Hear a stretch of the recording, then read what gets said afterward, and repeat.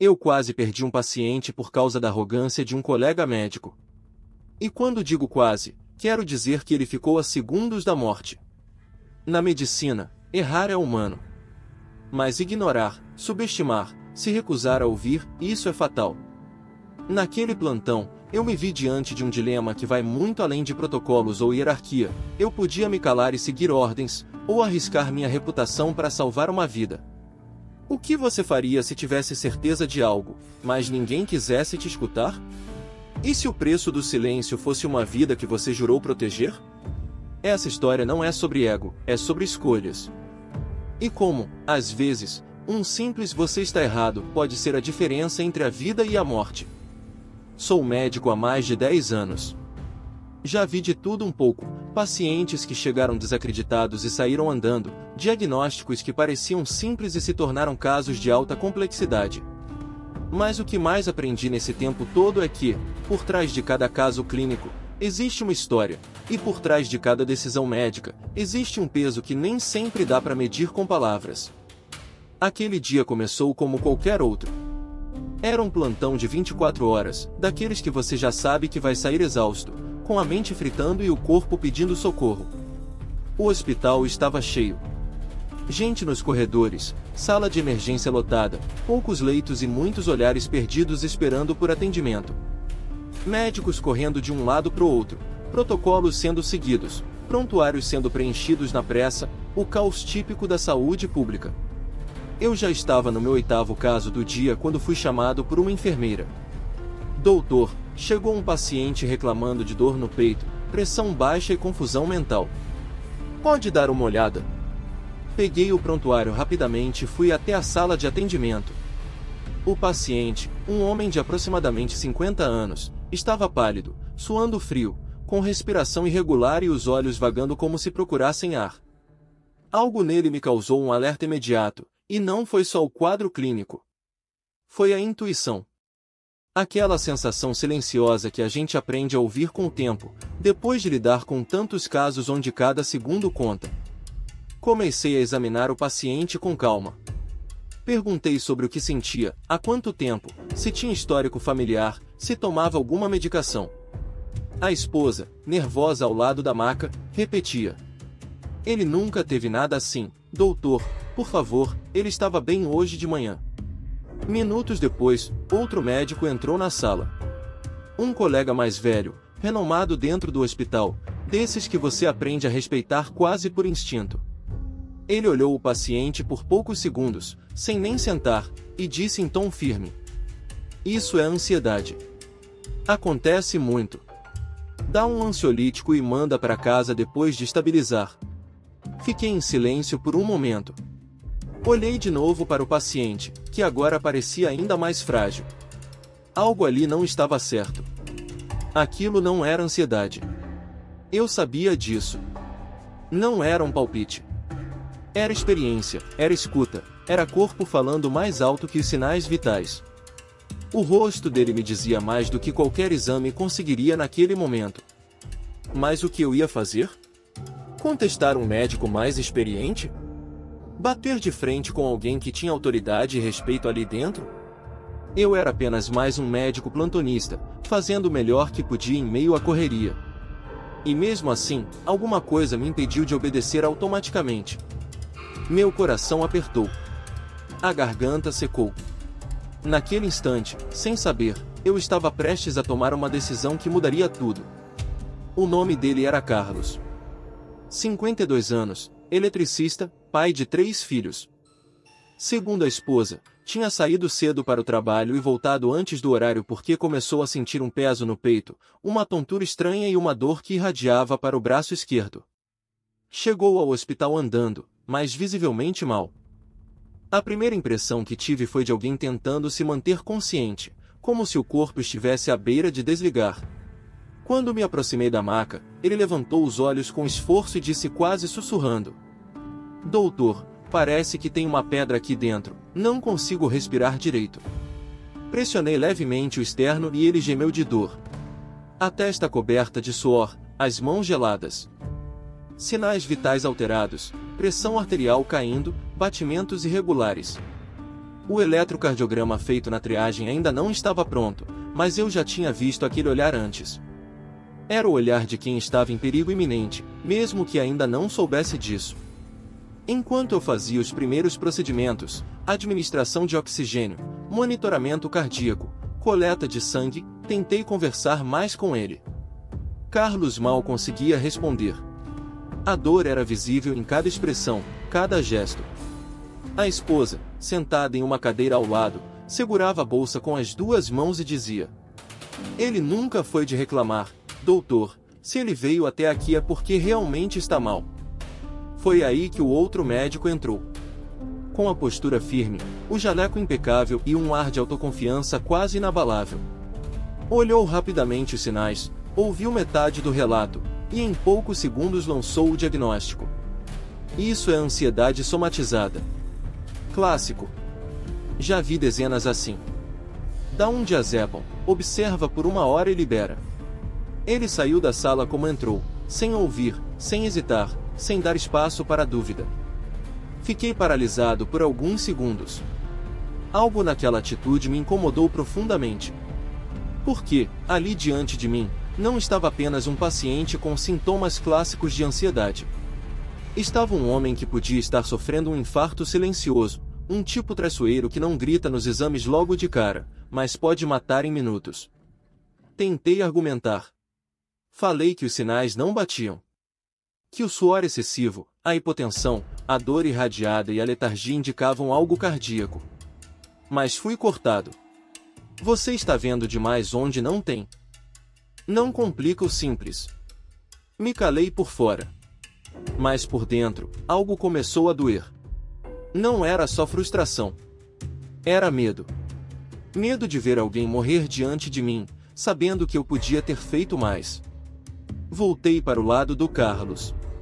Ele me olhou de novo, com uma expressão difícil de explicar, era como se me pedisse socorro sem palavras.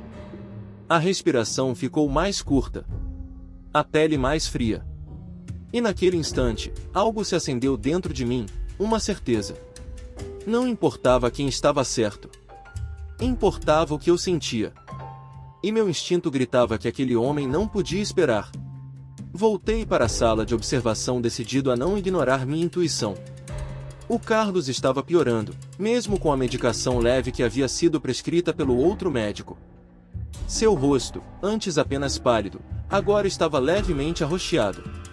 A respiração tinha se tornado mais ofegante, e ele gemia baixo, como se lutasse contra algo invisível. Aquilo não era psicológico. Aquilo era real. E urgente. Fui até a enfermagem e pedi um novo eletrocardiograma. A técnica hesitou. Mas doutor, ele já foi medicado. O outro médico disse que é só ansiedade, lembra? Sim, eu lembro. Mas eu sou o médico responsável neste momento e quero um novo exame. Agora. Eu sabia que estava comprando uma briga. Aquele colega era respeitado, influente.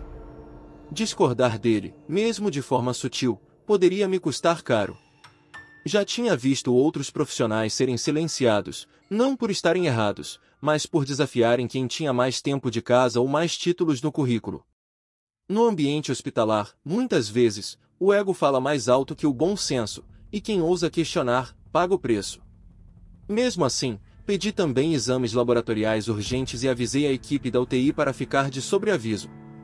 Eu não ia liberar aquele paciente. Não podia. Foi então que ele voltou. O mesmo médico, com o semblante visivelmente incomodado, entrou na sala com uma prancheta na mão e disse: "O que está acontecendo aqui? Por que está repetindo o exame em um paciente já avaliado?" Respondi com firmeza, mas sem confrontar. Porque ele está descompensando. Os sinais não estão melhorando e algo não bate. Estou investigando um possível evento cardíaco. Ele sorriu com desdém. Você está vendo o fantasma, doutor. Está exagerando. Vai sobrecarregar o sistema com um exame desnecessário. Respirei fundo.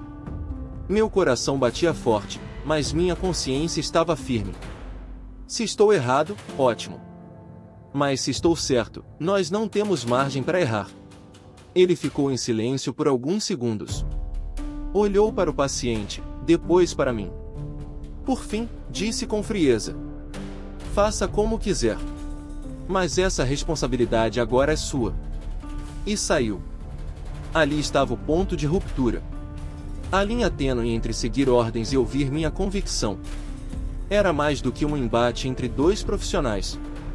Era o momento em que o meu juramento, aquele que fiz no primeiro dia de faculdade, seria posto à prova. Voltei para o Carlos. Segurei sua mão e disse: fica tranquilo. A gente vai descobrir o que está acontecendo com você. Eu prometo. A enfermeira trouxe o novo eletro. Em menos de 2 minutos, o resultado saiu. E foi ali que o coração dele quase parou. Literalmente. O novo eletrocardiograma veio com alterações significativas. Ondas T invertidas, sinais de isquemia, indicativos de que o coração do Carlos estava sofrendo. Não era mais apenas uma suspeita, era um alerta claro de que algo sério estava acontecendo.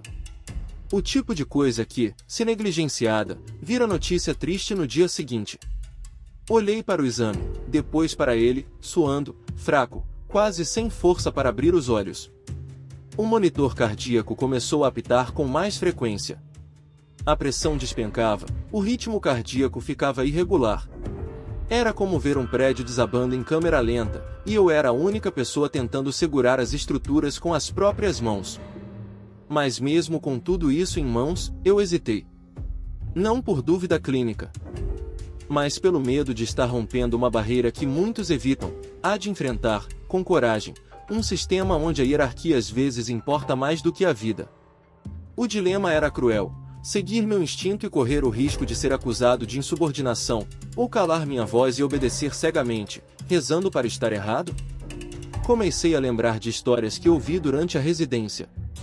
De colegas que foram silenciados, punidos, ignorados.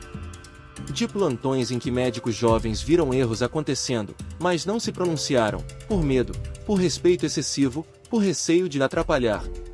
Mas também lembrei do juramento que fiz. De que minha prioridade era o paciente. Que cada batida de coração que eu escutasse seria responsabilidade minha. Que cada vida que entrasse sob meus cuidados dependeria das minhas decisões, e da minha coragem de tomá-las. Naquele momento, não era mais sobre o colega arrogante. Era sobre o Carlos. Um pai de família. Um trabalhador. Um homem que confiou em mim quando sentou naquela maca e olhou nos meus olhos. Eu não podia traí-lo. Chamei imediatamente a equipe da emergência. Solicitei a entrada em protocolo de infarto e pedi transferência urgente para a UTI. Autorizei a medicação adequada, mandei preparar o acesso venoso central e agilizei todos os exames complementares. Tudo com base nos sinais clínicos e nos exames atualizados. Enquanto corria pelos corredores, senti uma mistura de adrenalina e medo. Medo da repercussão, medo da crítica, medo de estar indo contra alguém mais experiente. Mas também sentia algo ainda mais forte: alívio. Porque, finalmente, eu estava ouvindo a minha própria voz. O paciente foi encaminhado à UTI em estado grave. Chegou a ter uma parada cardíaca minutos depois da admissão. Foi reanimado a tempo. E só então, com os exames mais completos em mãos, veio a confirmação definitiva: infarto agudo do miocárdio com complicações. Se tivesse recebido alta com um ansiolítico, como sugerido inicialmente, ele teria morrido em casa, provavelmente naquela mesma noite. Foi como levar um soco no estômago e um abraço ao mesmo tempo. Um soco por imaginar o que poderia ter acontecido. Um abraço por saber que eu não me calei. O momento em que Carlos foi levado para a UTI foi um dos mais tensos da minha carreira. A maca deslizou pelos corredores entre apitos de monitores, passos apressados e rostos preocupados. Eu acompanhava ao lado, sentindo o tempo se dobrar, cada segundo parecia durar uma eternidade. A sensação era a de estar andando na beira de um abismo. E o pior, sabendo que aquele homem estava vivo só porque eu desobedeci. Assim que chegou à unidade intensiva, a equipe plantonista assumiu. Enquanto entregava o caso, repassei os sinais clínicos, os exames atualizados e a linha do tempo dos sintomas. Ninguém me questionou. Ninguém duvidou. Era nítido para todos, o quadro era grave. E se a intervenção tivesse demorado mais 10 minutos, talvez fosse tarde demais. Pouco depois da admissão, ele teve uma parada cardiorrespiratória. Na UTI, foi reanimado com sucesso após manobras intensas. Medicado, estabilizado, intubado. O exame que chegou logo em seguida confirmou o que eu temia desde o início: infarto agudo do miocárdio com comprometimento severo da irrigação cardíaca. Um tipo que pode enganar até profissionais experientes. Mas naquele caso, não era a complexidade do quadro que colocava tudo em risco. Era o descaso. A arrogância. A recusa em ouvir. Fiquei na porta da UTI por alguns minutos, tentando digerir tudo. Ainda tremia por dentro. Não pelo susto, mas pela consciência pesada do "e se?". E se eu tivesse cedido? E se eu tivesse obedecido? E se o Carlos tivesse voltado para casa com um calmante, acreditando que era só estresse? Ele teria morrido dormindo. Essa ideia me consumiu. Voltei para a sala, tirei o jaleco, sentei no vestiário e respirei fundo. Pela primeira vez no dia, deixei as lágrimas escorrerem. Não de tristeza, mas de alívio. De gratidão. E também de raiva. Raiva por saber que a linha entre viver e morrer pode ser tão fina, e às vezes ser definida por ego. No dia seguinte, soube que Carlos havia saído da sedação e começava a apresentar melhora. Ainda respirava com a ajuda de aparelhos, mas o quadro estava estável. A equipe da UTI me parabenizou pela condução. Um deles me disse: "Foi por pouco. Ele chegou na UTI já no limite. Se você não tivesse insistido." Assenti com a cabeça. Mas por dentro, o que senti não foi orgulho. Foi medo do silêncio. Porque quantos Carlos não existem por aí, cujas vidas dependem de alguém que tenha coragem de enfrentar o sistema, de contestar uma autoridade, de seguir a própria consciência. No final daquele plantão, passei novamente pela sala do outro médico. Ele nem levantou os olhos quando me viu. Fingiu que nada tinha acontecido. E talvez, para ele, realmente não tivesse acontecido. Porque quando a vaidade é o centro da decisão, a responsabilidade costuma ser descartada com a mesma facilidade com que se escreve um receituário. Mas para mim, muita coisa tinha acontecido. A partir dali eu entendi que, mais do que técnica, mais do que conhecimento, a medicina exige coragem. Coragem para falar quando todos esperam que você se cale. Coragem para errar tentando fazer o certo, ao invés de acertar sendo cúmplice da omissão. Carlos sobreviveu. Após dias na UTI, aos poucos foi despertando da sedação. Sua respiração voltou a se estabilizar, e ele passou a interagir com a equipe. O prognóstico ainda era reservado, porque havia risco de sequelas. Mas, ao que tudo indicava, ele teria uma boa recuperação. E aquilo já era uma vitória enorme, especialmente considerando quão perto ele esteve da morte. Quando fui visitá-lo no quarto, alguns dias depois, ele ainda estava com a voz fraca, mas sorriu quando me viu. "Doutor, disseram que você me salvou." "Obrigado, obrigado mesmo." A esposa estava ao lado. Ela segurou minha mão com força, os olhos marejados.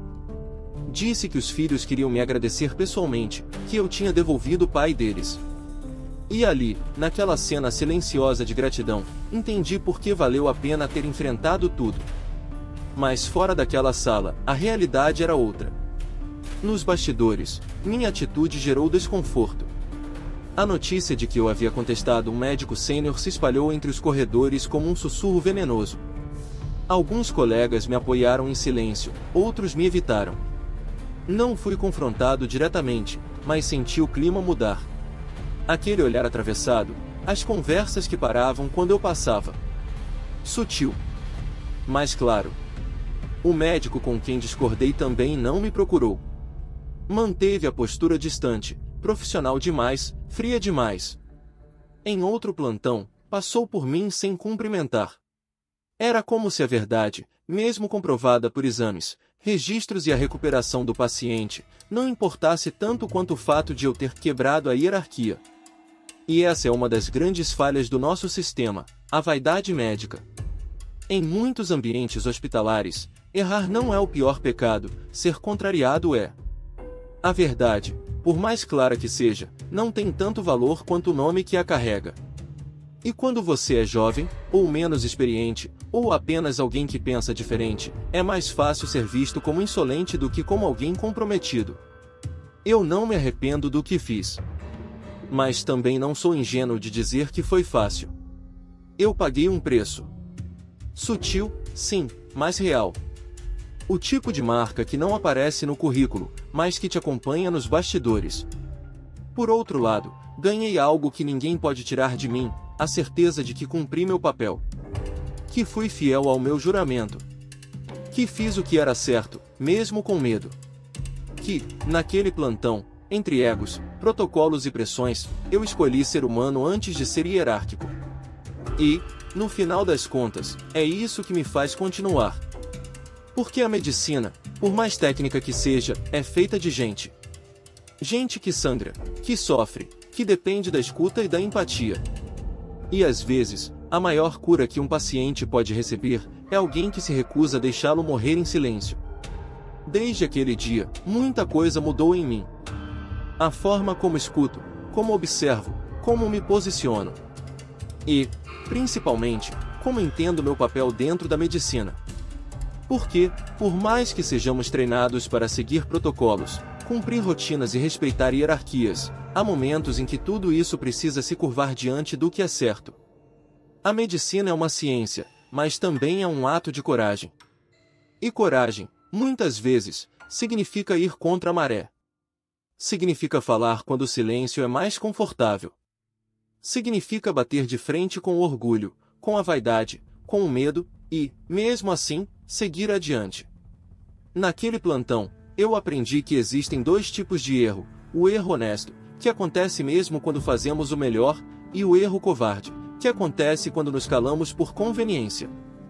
Se eu tivesse obedecido sem questionar, o Carlos teria morrido. Silenciosamente. Invisivelmente. Como tantos outros que se perdem no meio do ruído de um sistema que, às vezes, ouve mais o título do que a verdade. E não é sobre mim. Não é sobre ser o herói da história. É sobre lembrar que cada profissional da saúde carrega, nas mãos, a vida de alguém. E essa vida nunca pode ser colocada em segundo plano por causa de ego, pressa ou poder. Eu não conto essa história por vaidade. Conto porque sei que tem muitos profissionais, em hospitais pelo Brasil e pelo mundo, que passam por esse mesmo dilema. Médicos, enfermeiros, técnicos, residentes. Gente que vê o erro acontecer, mas não tem espaço para falar. Que sente no peito a angústia de ver uma vida em risco, e mesmo assim é silenciado por quem acredita saber mais. E aqui vai o que eu aprendi, e que você, que me ouve agora, talvez precise escutar. Calar pode ser mais seguro. Mas falar pode ser mais humano. O preço de se calar é, às vezes, uma vida. O preço de falar é carregar a coragem de ter feito o que era certo. Mesmo que ninguém aplauda. Mesmo que ninguém reconheça. Mesmo que tudo continue como antes. Na medicina, como na vida, nem sempre é possível evitar perdas. Mas é possível escolher não ser cúmplice delas. E se eu pudesse deixar uma pergunta no ar, seria essa: quantas vidas já se perderam, só porque alguém com medo decidiu obedecer em vez de agir? Se você gostou dessa história e acredita que coragem e ética devem sempre andar juntas na medicina e na vida, já deixa seu like e se inscreve no canal para não perder os próximos relatos reais e importantes. E agora eu quero saber de você. O que você faria se estivesse no meu lugar? Ficaria em silêncio ou teria coragem de enfrentar o sistema para salvar uma vida? Deixe sua opinião aqui nos comentários.